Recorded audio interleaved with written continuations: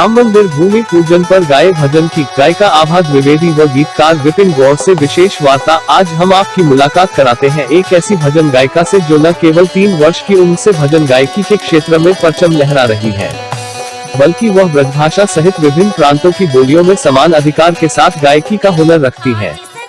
हम बात कर रहे हैं आभा द्विवेदी की। मूल रूप से झारखंड की निवासी आभा द्विवेदी शादी के बाद बिहार आ बसी। जीविकोपार्जन के लिए उनके पति कौशलेश द्विवेदी मथुरा आए तो आभा द्विवेदी भी मथुरा आ गई। यहाँ आकर उन्होंने ब्रज भाषा की भजन गायकी में हाथ आजमाया। आभा द्विवेदी बांग्ला, खड़ी बोली, ब्रजभाषा व भोजपुरी में समान अधिकार के साथ गायन करती है। भोजपुरी फिल्मों के साथ साथ वह रेडियो और टीवी के लिए बहुत सारे कार्यक्रमों में भाग ले चुकी है। हाल ही में श्री राम मंदिर के भूमि पूजन को लेकर गाया हुआ उनका भजन खासा पॉपुलर हो रहा है।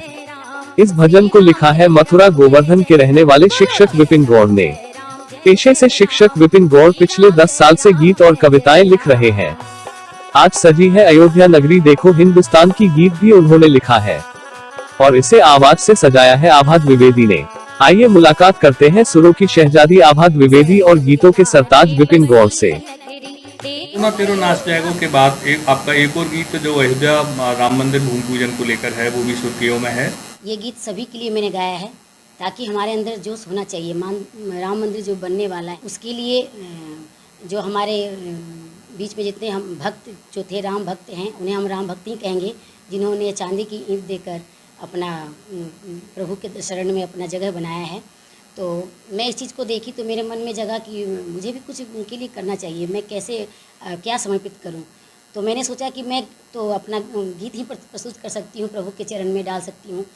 जो गीत उनके हमारे कंठ से उनके शरण तक पहुँचे, वो हमारे गीत को सुने और हमें भी कुछ मौका दें सेवा भाव का। तभी मैं उस गीत को अपने हारमोनियम पे धुन तैयार किया और फिर मैंने उस गीत को गा करके और रिकॉर्डिंग कराया गया और मैं उनके शरण तक पहुंच पाई या नहीं पाई, लेकिन मैं बहुत खुशी होती कि मैं उनके लिए कुछ गाई हूँ।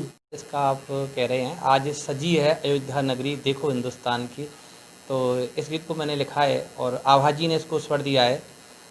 काफ़ी लोग उसको सराह भी रहे हैं। मेरे मन में शुरू से एक धारणा ये पली हुई थी कि कब राम मंदिर बन रहा है और उसको लेकर के समाचार पत्र पढ़ते थे या टीवी में न्यूज़ सुनते थे तो ये मन में लगा रहता था कि मेरी ओर से भी कोई भगवान श्री राम के चरणों में कोई पुष्प समर्पित हो जाए।